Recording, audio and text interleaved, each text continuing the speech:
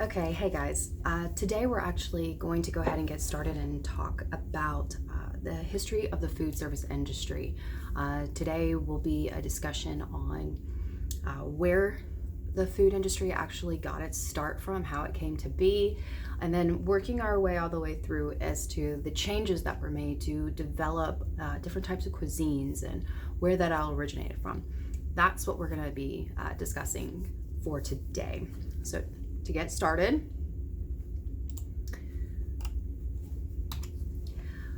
right about now is actually in a very exciting time in order to be a chef and want to go through the culinary program. It is essential to developing yourself as a chef to have a foundation, and that's what we do here at the college, is to help give you the tools that you need in order to take it to the next step and be able to progress from there. The chef of today is actually more so treated like an artist or a craftsperson, more than just a cook. There is an art to it, constantly having to develop your palate in order to experience new things, try new stuff, be willing to step outside of the norm or the realm of what is expected and push those envelopes and try something new. That's what makes it an art as a whole. Thousands of skilled food service people are actually needed every single year. It's an extremely high turnover rate in the food and beverage industry. And primarily the largest issue with that is because people don't know what to expect when they go into the industry. So once they make it into the industry, they find that it's not what they thought, or they can't maintain the amount of hours that are needed, or calling out too often, aren't able to articulate themselves in order to be able to have people understand them properly as to what they're trying to say or do when they're speaking with guests. All of these things can be played into factors as to why we have such a high turnover rate. And because people are needed, good people are needed so frequently and so often, it's really important to really knuckle down and do your time and work hard and work the long hours and really prove yourself to your chefs and to the people that you work with in order to really set yourself apart from everyone else. The truth behind all of the celebrity chefs, and that it's, the glamorous side of the industry. The truth of the matter is that it takes a long time and several years of hard work and being able to handle all of the stress and pressure that goes along with that profession in order for them to be the success that they are today and be able to do the things that they do. High levels of job satisfaction, financial gain, that immediate feedback is all your work that you have to put into it in order to get all of this recognition and be seen as the next best thing. That's the fascination with the industry, is really what all of these chefs that have become celebrities or become master chefs, that's the persona that they perceive, is that, it's, well, look what they can do. I can do that too. And that's not really the case. It's a lot of hard work, and not everyone can be a celebrity chef, but everyone can at least learn and be able to take it to the next step. You might not be able to make it all the way to the screen, but you would be able to make it and be the best that you can be and work in the Ritz-Carlton or at Walt Disney World like myself, and all of it. You can still be able to progress and move further along than you think. So to get started off of that tangent, we're going to start with the origin of what classical cuisine started off as, and that would take us into Boulrage. Monsieur Boulrage was a tavern owner in about 1765. He was a Parisian, and they were really not permitted to serve meals per se in that kind of establishment due to the guilds. The guilds had a very strong hold over food production. They were in charge of making the food. They would the butcher would cook and cure the meats, and you would purchase it from him, and then you would finish it off or heat it up and then serve it with cheese and some bread. And that was the norm, the expected. Well, as it kind of crouched closer into like the revolution, the guilds started to get a little bit more monopolized on the pricing. Things were getting a little bit more expensive for little goods. So Balazs decided that he wanted to serve hot meals, and he wanted to be able to create something and stretch out his line of product.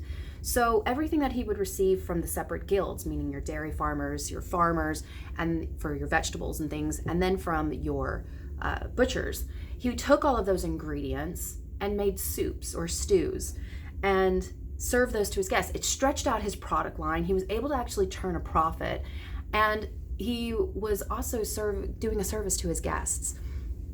And that is kind of where the controversy of the very first restaurant came from. The reason why is because he would call it a restaureur, and that is a French term meaning to restore. And when he would serve these dishes, these soups, it was to restore their health and energy so that they could go about their day or feel refreshed and energized. That was his purpose, his goal. Well, the guild didn't agree with that. They felt that they should be receiving a royalty from that because he was changing their product and creating something else from it. And he didn't see it that way. He felt that since he paid for it, once he receives it, he should be able to do what he wants with it. And they disagreed. So they took him to court. And when in front of the judge, Balazs said his piece, the guild emphatically decided that he was in violating their rules and their guidelines. And the judge did not see it that way. He agreed with Balazs that once you purchase the goods, they should be yours. You should be able to do as you please with them, no questions asked.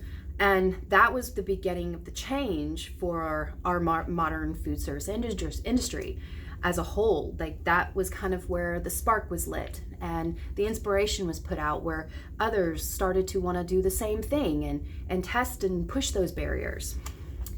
Then we go, as great as that all sounds, we ended up having the French Revolutionary War come into play. And right before the French Revolution, all the great chefs that were working at the time were actually controlled by and owned by royalties or nobility, and food service was really controlled by the guilds. Well, when the revolutionary government abolished all of that, the guilds were disbanded and chefs were put out of work. And primarily the reason why they were put out of work is because all of the nobility and wealthy heads of state that they were employed by off with their heads, or fleeing the country and going into exile to get away from the angry common folk that didn't want to be treated unfairly anymore. So this put a lot of chefs in a situation where they had to find a way to make a living. And a lot of these chefs tried to open up restaurants that would allow them to give the common person access to their skills and their creative, sophisticated techniques that they had honed working for Healthy Webs Estate. At first, it wasn't very well received because the palate was not as refined as the chefs would have preferred to the clientele that they had coming in. And that created some issues for a lot of chefs. But as things started to change, it would get easier, but it takes time. To talk about one of the chefs that made an impact on our culinary society as a whole would be Chef Marie-Antoine Carême. Carême was a really great chef of his time. His whole career spanned about 30 years, which is impressive to say the least, especially for that day and age. He worked for kings and heads of state, wealthy people. He worked for tons of really prestigious individuals. He developed grand cuisines that characterized by meals with dozens of courses and elaborate and intricate, prepared and presented garnishments, sauced foods. Those were his calls. He was very over the top, very flamboyant, and that created a demand for very flourished dishes. If any of you've ever watched any films that have had very over-the-top dining experiences for kings with, swans and as centerpieces, that was Carême. That was his thing. That was his joy. He also was the one that his cookbook that he created was actually contained the very first systematic accounts of cooking techniques and principles and recipes and menu making. Like, that was our first documented lineup of the way that things should appear and look. And he was one of the primary reasons that we were starting to make that change from the Middle Ages into the modern era was started with him. He had his very well-renowned cookbook that actually went out into circulation, La Patisserie Philosophe. That actually is a cookbook that you can still get today. It is very well known. He did all of the illustrations himself. If you guys check out the link that I have attached to this, it is actually my PowerPoint presentation for this lecture. Take a look at that, and I actually have some images from the cookbook itself with the illustrations and everything. It's an interesting look at. And you can actually purchase this even at Barnes & Nobles or on Amazon, the cookbook itself, and they do have an English translation for it. It's pretty fascinating. He was the first chef to actually change the way that culinary cuisine was being presented and dined. It used to be done where it was served en français, fresque, and that was serving all the dishes all at once. Everything would come in all at once and would be piled up on the tables, and you would just have to mull through it. He changed that. He wanted to go to service à la ruse, and that is by serving each dish in order of a printed menu. First time that had ever been done, where you would have a printed menu that would tell you everything in line and courses on how it would be presented to you, and then it would be showcased and presented in a high flourish of garnishments and ornamentation. He was very well known for that. Again, make sure you check out my PowerPoint. I have tons of illustrations from his cookbooks and a lot of his ornamentation and looks of how he made everything appear. It's worth taking a look at. It's so much so that in Paris, for their bicentennial every single year, every pastry shop owner that has a shop all up and down their boulevards will actually make a confection sculpture artistry in tribute to Carême and his techniques and styles and that ornamentation and that flourish and flair as a way to pay tribute to him and his contribution. It's really great, and it's something that everyone should at least experience once, or if you can't, you can Google it because you can find them all over the place. That's going to take us into our father of the 21st century, which is George Auguste Escoffier, an amazing man, wonderful chef, and he pretty much is built the foundation of what we teach you today. From our brigade system, his cookbooks were a great source of traditional classical French cuisine. He was a pioneer, truly, of the culinary field. Escoffier brought French cuisine into the 21st century. That's why we actually consider him the father of the 21st century cooking. Escoffier actually rejected that general confusion of the old menus, which was all about the quantity instead of the quality.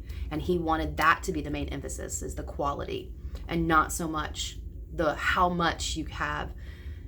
He wanted to simplify that. He called to order for a more diverse yet carefully selected item per course. Instead of having dozen courses, he wanted to streamline that into one and into at least no more than 3 courses.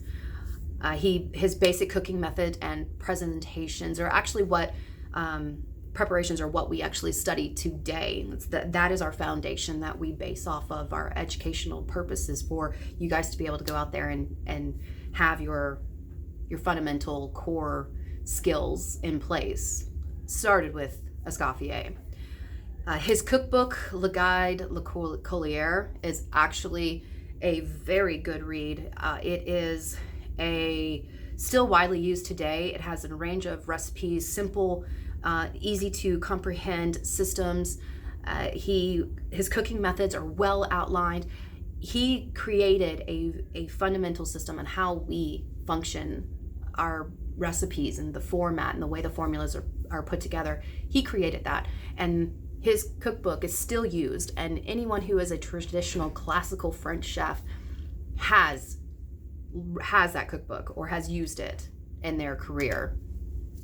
Like I said, Le Guide Culinary was his crowning achievement, and when he came up with that cookbook and finally finished and published it. He also, about this time, had started to, he had worked all over the place from Monte Carlo, and then he went to London to work at the London Savoy Hotel. And while he was there, he was an avid opera lover, and he wanted to go and check out the local opera that was at Covent Gardens, and while at the Wenger's Opera. So while he was there, I feel, he developed an admiration for Nellie Melba. She was a performer there at Covent Gardens, and she was a soprano. She apparently was extremely lovely to look at and a wonderful singer. He went to every single one of her performances in the time that he was there while they were performing there at Covent Gardens. And he created a dish, a dessert, in honor of her, to immortalize her in a sense. And it's called the Peach Melba. And what it is by poaching in a liqueur peaches while they're still hot, pouring cream over them like a whipped cream with a raspberry coulis and fresh raspberries. It has changed over the years, and instead of using the whipped cream or clotted cream, we use ice cream today. But the concept is still the same, and the dessert is still as popular and as well loved as it was in the very beginning. And this was a way for him to kind of immortalize her, and he did. He actually ended up doing so. This dessert is very popular in a lot of classical French cuisine restaurants. It's a good, simple addition for any light summer dessert that you want to tack onto a menu. It's still well received even now. So let's just recap. Escoffier. He called to order for diversity in dishes and preparation. He wanted to put emphasis on the importance of selecting 1 or 2 dishes per course that would follow each other more harmoniously to delight the taste buds and their delicacy and their simplicity. That was his focal point. Escoffier's recipes and his book, Quality References, that are still used today. Escoffier's second major contribution or accomplishment was the reorganization to the kitchen. He created a systematic workplace that was more streamlined. He called to order to a system to organize positions and placement in the kitchen, and that's our brigade system. And that is actually still used and is in working order even now. Again, make sure you check out my PowerPoint that goes along with this video lecture, because I have tons of images and pictures of his work and a lot of his dishes that are still being used in a lot of very popular restaurants all through Paris and Europe, even today.